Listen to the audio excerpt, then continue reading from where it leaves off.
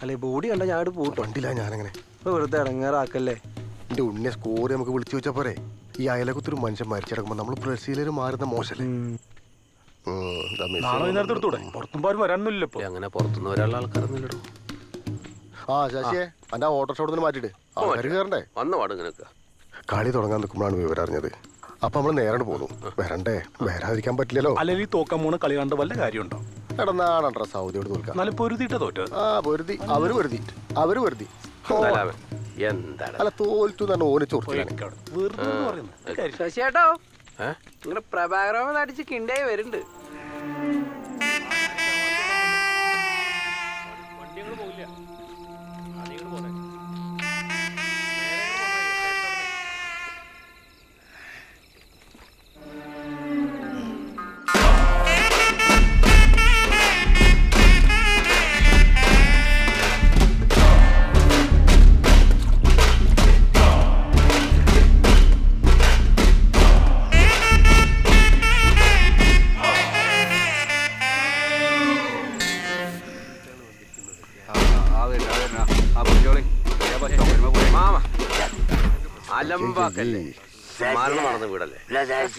നീയും ചന്ദ്രനൊക്കെ എന്തിനാ ഇവിടെ വന്ന് മുളഞ്ഞിറക്കണെന്ന് എനിക്ക് നന്നായിട്ട് അറിയാട്ടാ.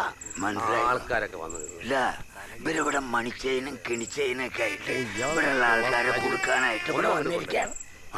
ബന്ധുക്കളൊക്കെ വരാനുള്ളതാണ്. എന്ത് ബന്ധുക്കൾ? നീയൊക്കെ എവിടെയൊക്കെ കിടന്ന് തെണ്ടി തിരിഞ്ഞവരൊക്കെ ഇവിടെ വന്നിട്ട് വലിയ ബന്ധുക്കളാണ്. വലിയ വാർത്താനം പറയാ. വേണ്ടപ്പെട്ട ഒരാളിനോട് മരിച്ചടക്കണം.